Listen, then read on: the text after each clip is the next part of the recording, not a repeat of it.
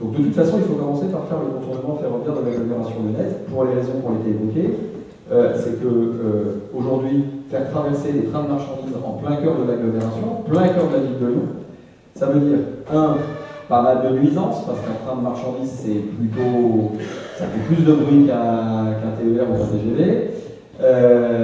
On est obligé de les faire circuler à vitesse modérée, c'est pas très efficace en termes de transport.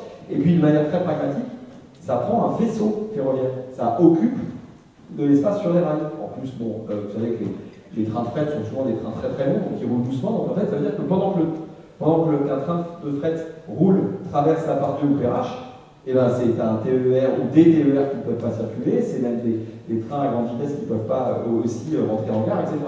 Donc ce qui veut dire qu'aujourd'hui, le trafic voyageur est contraint par le passage de train de fret. Or, le besoin d'augmenter le trafic voyageur, il est, pour le coup, là ce diagnostic, il a déjà été fait. Et que ce soit à la ville de Lyon ou à la métropole, on pousse pour une augmentation du trafic ferroviaire voyageur en cœur d'agglomération. Parce que tous les trains, le fameux RER à la lyonnaise dont on parle, qui pourront desservir Lyon, enfin toute l'agglo, c'est des véhicules thermiques en moins qui circulent, et donc c'est de la pollution et du CO2 en moins d'émis. Donc là, on peut aussi agir. Mais pour ça, il faut effectivement faire ce fameux contournement ferroviaire de l'agglomération lyonnaise, de manière à ce que les trains de marchandises puissent ne plus rentrer dans la ville, dans l'agglomération, mais puissent tout simplement la contourner. C'est vrai, dans une période de disette budgétaire, on ne va pas pouvoir faire et le Lyon-Turin et le Céphale.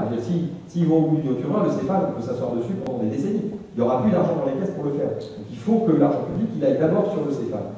Après, on verra, ils se rendront compte qu'en fait, il n'y en a plus et qu'on ne pourra plus faire le Lyon-Turin. C'est la logique dans laquelle je pense qu'il faut aller.